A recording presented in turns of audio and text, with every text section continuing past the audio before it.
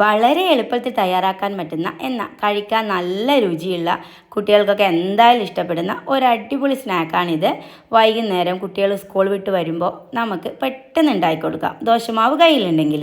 ഇന്നിപ്പോൾ ഇവിടെ ഞാൻ ദോശമാവ് ഉണ്ടാക്കാൻ വേണ്ടിയിട്ട് 1 കപ്പ് പച്ചരി, അതിലേക്ക് 1/4 കപ്പ് ഉഴുന്ന്, 1 ടേബിൾ സ്പൂൺ ചോറ്, പിന്നെ ആവശ്യത്തിന് ഉപ്പും വെള്ളവും ചേർത്ത് നന്നായി അരച്ചെടുക്കണം.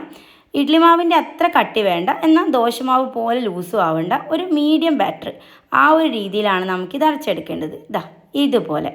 ഇനി ഇതിലേക്ക് 2 സവാള, ഒരു ചെറിയ പീസ് ഇഞ്ചി, 2 പച്ചമുളക്, കറിവേപ്പില ഇത്രയും ചെറുതായി അരിഞ്ഞ് ഇട്ട് കൊടുക്കാം.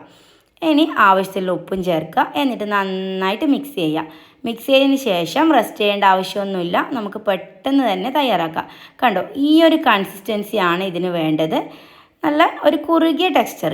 ഇനി നമുക്ക് ഉണ്ണിയപ്പ ചട്ടി വെച്ചിട്ട് ഓരോന്നായി ചുട്ടെടുക്കാം. എപ്പോഴും ശ്രദ്ധിക്കണം, നമ്മൾ മാവ് കോരി ഒഴിക്കുമ്പോഴും തിരിച്ച് പലഹാരം ഉണ്ടാക്കി എണ്ണയിൽ നിന്ന് എടുക്കുമ്പോഴും എണ്ണ നന്നായി ചൂടായിരിക്കണം. അപ്പോൾ നമുക്ക് ഒട്ടും എണ്ണ കുടിക്കാത്ത പലഹാരം കിട്ടും.